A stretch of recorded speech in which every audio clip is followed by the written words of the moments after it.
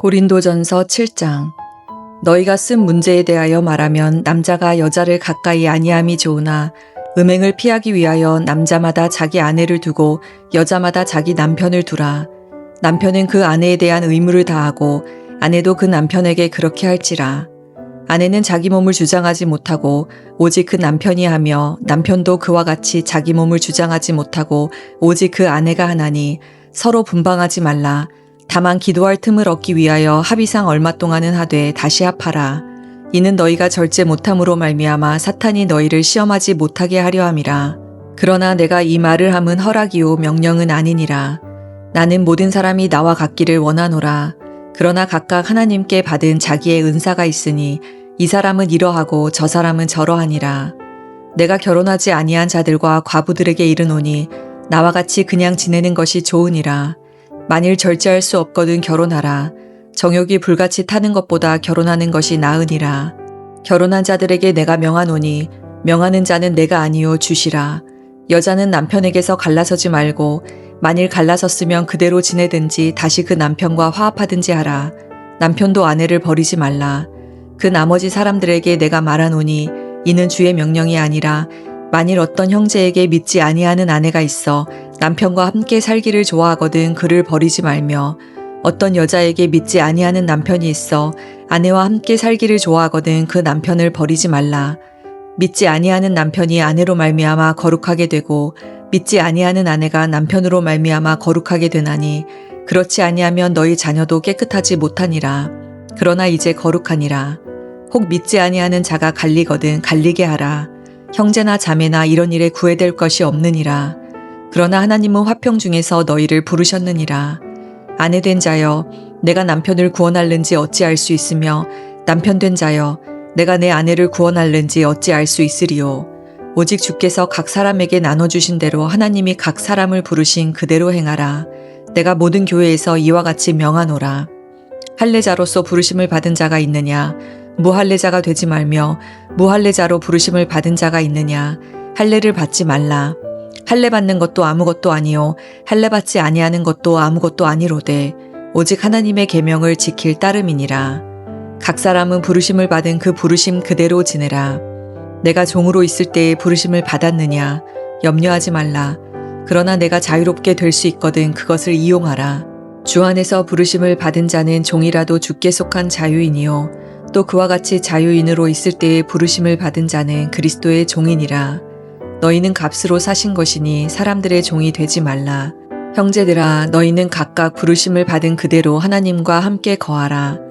처녀에 대하여는 내가 주께 받은 계명이 없으되 주의 자비하심을 받아서 충성스러운 자가 된 내가 의견을 말하노니 내 생각에는 이것이 좋으니 곧 임박한 환난으로 말미암아 사람이 그냥 지내는 것이 좋으니라.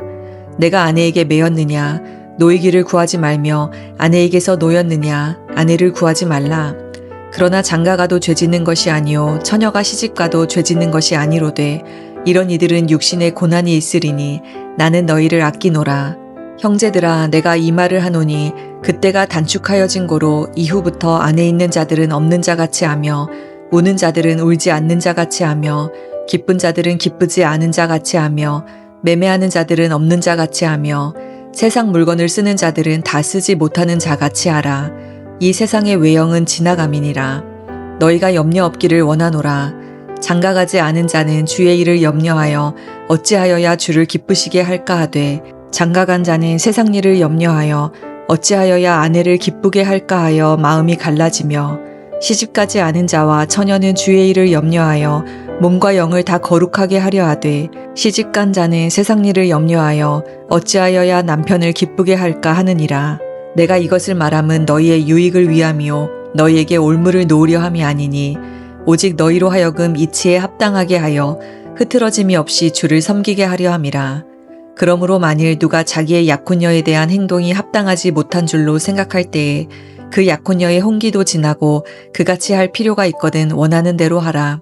그것은 죄짓는 것이 아니니 그들로 결혼하게 하라.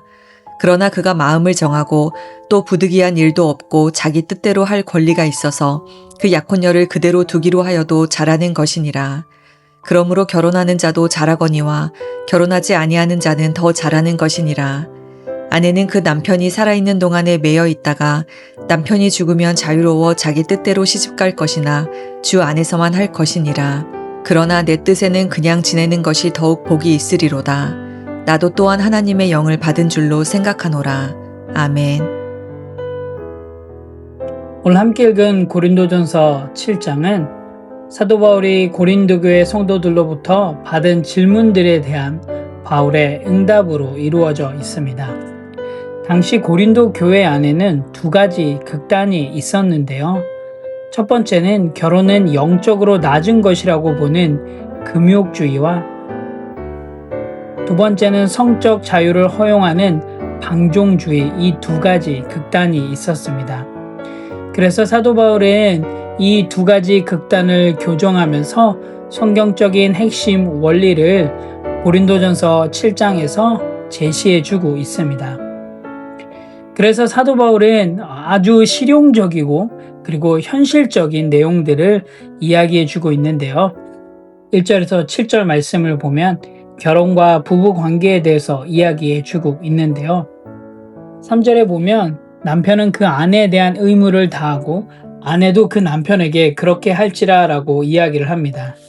즉 사도 바울은 남편과 아내가 서로에게 의무와 책임을 다해야 한다라고 이야기하고 있습니다. 즉 결혼 생활에서 상호 존중과 사랑이 바탕이 되어야 함을 이야기하고 있습니다. 부부간의 관계에 있어서 일방적인 희생이 아니라 그리고 일방적인 헌신이 아닌 서로를 향한 균형 있는 배려와 섬김으로 인해 온전한 부부관계가 유지된다는 것을 이야기해주고 있습니다.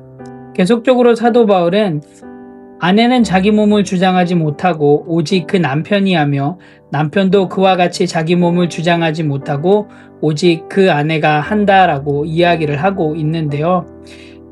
이것은 남편과 아내의 상호 의존성을 이야기해주고 있습니다. 즉 부부가 서로에 대해 갖는 책임과 권리를 설명하면서 남편과 아내가 서로의 몸을 소유하고 통제할 권리를 가진다라고 이야기를 하고 있습니다. 이것은 단순히 그냥 물리적인 차원을 넘어서 두 사람이 하나 되어야 하는 영적, 정서적 유대를 상징하고 있습니다. 그래서 사도 바울은 잠시 기도의 목적 외에는 분리하지 말라라고 이야기를 해주고 있습니다.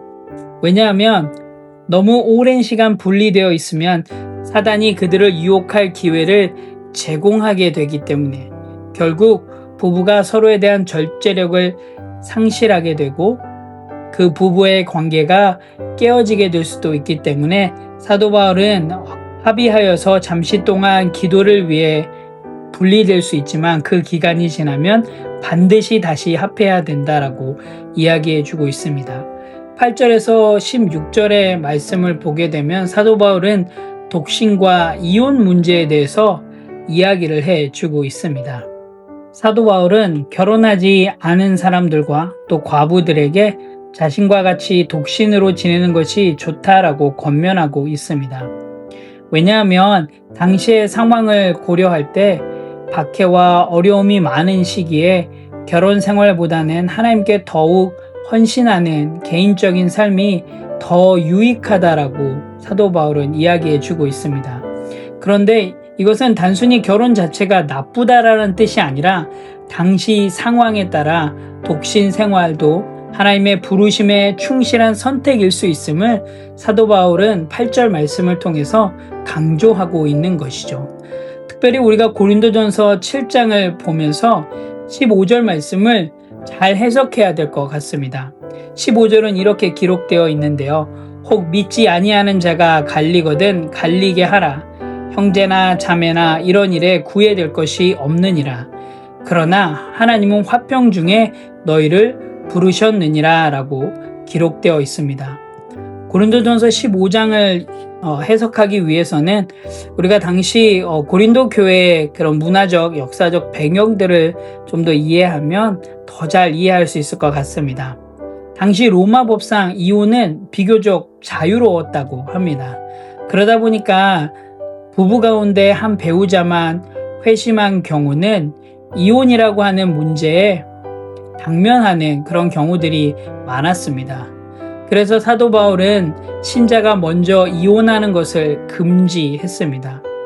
그런데 불신자가 떠나는 경우에는 억지로 유지하지 말라라고 하는 당시 문화 속에서 매우 현실적인 목회적 지침을 이야기해 주고 있는데요. 그렇다면 오늘날 우리는 어떻게 이 본문을 봐야지 될까요? Baptist Faith and Message를 보게 되면 결혼이란 한 남자와 한 여자가 평생 서로에게 헌신하겠다는 서약을 통해 연합된 것이다 라고 이야기를 해주고 있습니다. 그리고 결혼은 그리스도와 그의 교회 간의 연합을 계시하기 위한, 그리고 결혼 관계에 있는 남녀에게 친밀한 사귐의 틀과 성서적 기준에 따른 성적 표현의 통로와 그리고 인류 보존의 수단을 제공하기 위한 하나님의 유일한 선물입니다 라고 기록하고 있는데요. 결혼이라고 하는 그 언약의 그 관계를 믿지 않는 남편이, 믿지 않는 아내가 파기하고 떠난 경우 신자는 더 이상 그 결혼에 묶여있지 않다라고 이야기를 하고 있습니다. 여기서 구애될 것이 없느니라 라고 하는 이 구절의 원어의 의미는 종노릇 하지 않는다라고 하는 강한 법적 해방의 표현을 담고 있습니다. 그래서 고린도전서 15장은 불신 배우자가 결혼 언약을 실질적으로 파기하고 떠난 경우 신자는 더 이상 그 결혼의 종처럼 묶여있지 않다라고 볼 수 있습니다. 그런데 이것은 이혼을 정당화하고 있는 것이 아니라요. 오해하시면 안 됩니다.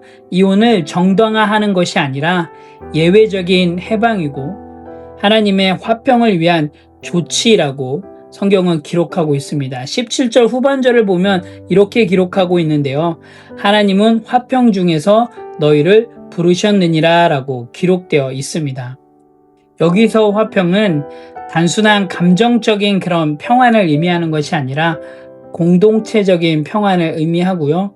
그리고 그 평안으로 말미암아 가정 안에서의 갈등을 최소화하는 것을 의미하고 있습니다.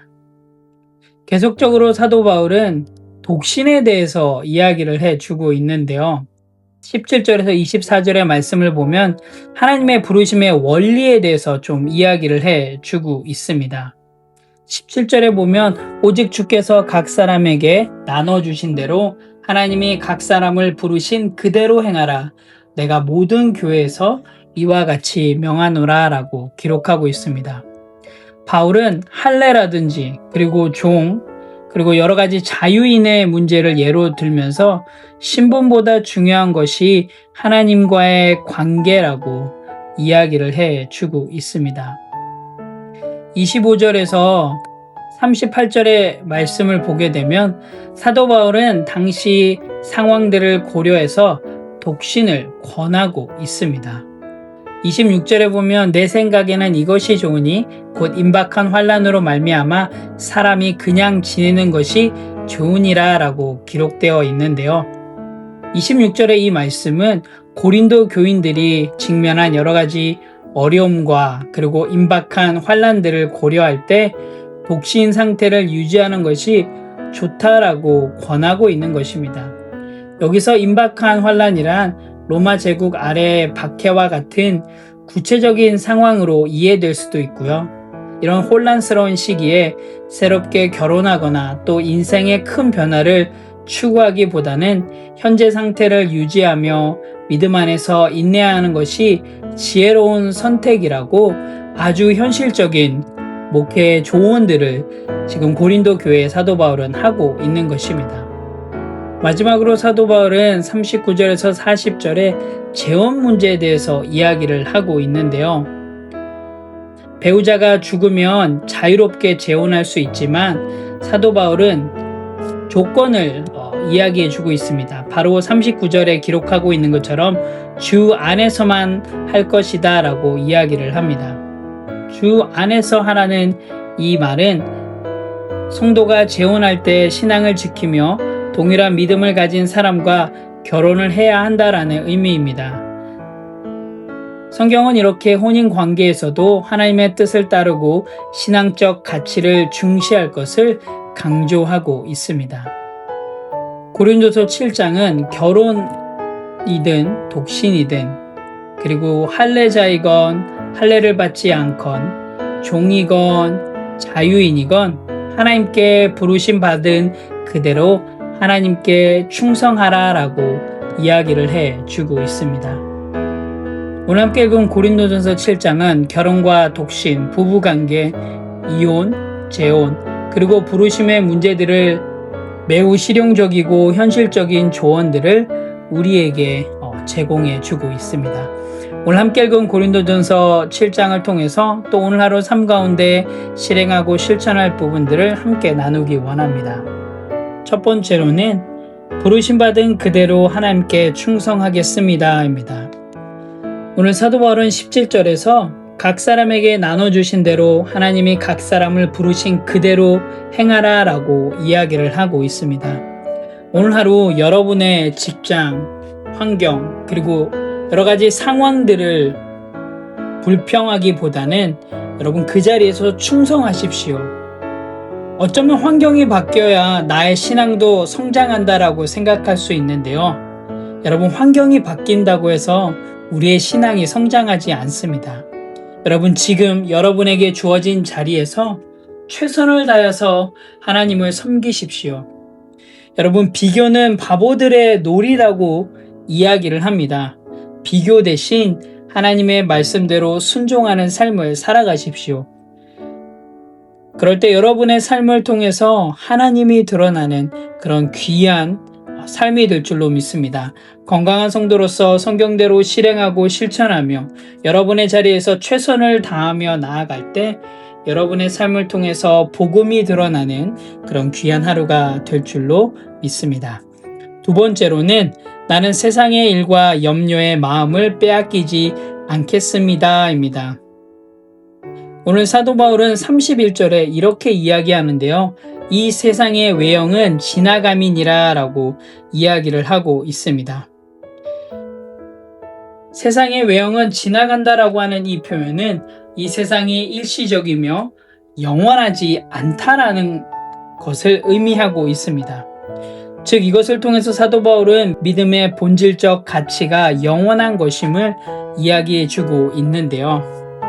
여러분 우리가 추구하고 있는 좋은 직장, 그리고 많은 연봉, 그리고 여러 가지 우리가 소유하고자 하는 그런 것들이 영원하지 않음을 기억하시기 바랍니다. 영원한 가치, 그 성경적인 가치를 우선시하십시오. 우리의 주된 초점은 하나님과 또한 하나님의 뜻에 맞춰야 한다는 것을 여러분 꼭 기억하시고요. 오늘도 성경대로 실행하고 실천하며 나아가시는 건강한 성도가 되시기를 간절히 소망합니다. 함께 기도하겠습니다. 하나님 참 감사합니다. 오늘 고린도전서 7장을 통해서 또 하나님께서 베풀어 주신 그런 귀한 은혜들을 경험케 해주셔서 감사합니다. 하나님, 결혼이든 독신이든 환경이 어떠하든 정말로 주님의 뜻대로 그 부르심 받은 그대로 충성하며 기쁘게 살아갈 수 있도록 인도하여 주시옵소서. 하나님 비교하지 않게 도와주시고 불평하지 않게 도와주시고 현재의 자리에서 최선을 다하며 나아갈 수 있도록 하나님 인도하여 주시옵소서. 그래서 오늘 하루의 삶을 통하여서 하나님이 드러나는 그런 귀한 하루의 삶이 될 수 있도록 인도하여 주시옵소서. 감사드립니다. 예수님의 이름으로 기도합니다. 아멘.